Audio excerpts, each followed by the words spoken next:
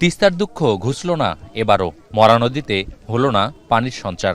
বসতভিটা হারানো কিংবা ঘর ভাঙা মানুষের হারানো সম্পদ পুনরুদ্ধারের আশা আবারও রূপ নিল অপেক্ষায়। কাজ শুরু হবে জানুয়ারি 2026-এ।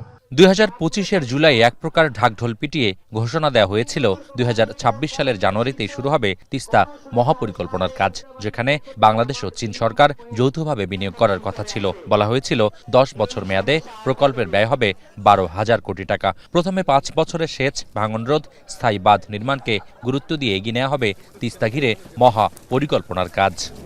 এই তিস্তা মহাপরিকল্পনার তবে চীনা রাষ্ট্রদূত সহ পানি সম্পদ উপদেষ্টার সবশেষ রংপুর সফরে স্পষ্ট হলো, সহসায় শুরু হচ্ছে না 1.5 দশক ধরে ঝুলে থাকা এই মহাপরিকল্পনার কোনো কাজ।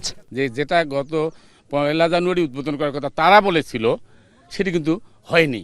কিন্তু আমরা জানি যে অতীতে রাজনৈতিক সরকার এই কাজটি এইভাবে ঝুলে রেখে করতে পারে নাই। আগামীতে যে রাজনৈতিক সরকার আসবে তারাও কথা দিয়ে কথা রাখবে কিনা জানি না। সুতরাং এই আন্দোলন করে কিভাবে আদায় করতে হয় সে কাজটিও আমরা করব, সে প্রস্তুতি আমাদের আছে।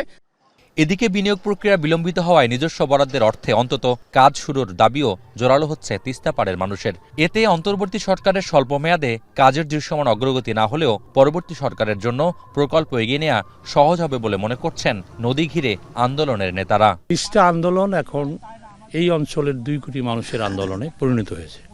নদীর জন্য এত বড় আন্দোলন পৃথিবীর অন্য কোনো দেশে হয়েছে বলে আমাদের জানা নেই। এই অঞ্চলের মানুষ আন্দোলন করে হতাশাগ্রস্ত হয়, এখন বলতেছে এইটা আর জীবনে হবে না ভাই। জন্য মানুষের আলোর প্রদীপটা জ্বালিয়ে রাখার জন্য এই সরকারকে দ্রুত একটা বাস্তবায়ন করার জন্য উদ্যোগ গ্রহণ করা। আমরা মনে করি ভারত এবং চীনের মধ্যে যে মধ্যকার সম্পর্ক আগে এক সময় বৈরী ছিল, কিন্তু এখন কিন্তু সেই সম্পর্ক নাই।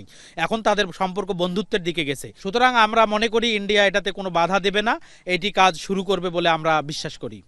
অভিন্ন নদী হওয়া সত্ত্বেও ভারতের একতরফা পানি প্রত্যাহারে রংপুর বিভাগের 5 জেলা ছুঁয়ে প্রবাহিত তিস্তা নদী ভুগছে পানি শূন্যতায়। আর স্বল্প বৃষ্টিতেই উজানের ঢলে সৃষ্টি হচ্ছে বন্যা পরিস্থিতি।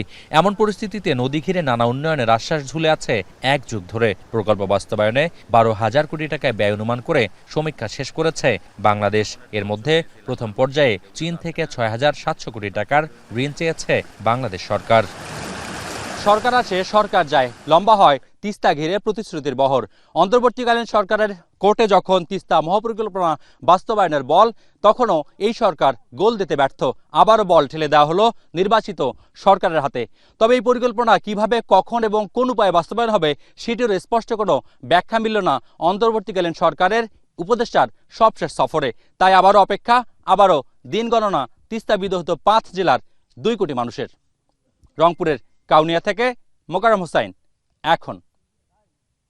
72 ঘন্টা ময়েশ্চার লক সমৃদ্ধ লিলি বডি ওয়াশ। শিয়া বাটারের গুডনেস স্কিন রিপেয়ার করে রাখে, সফট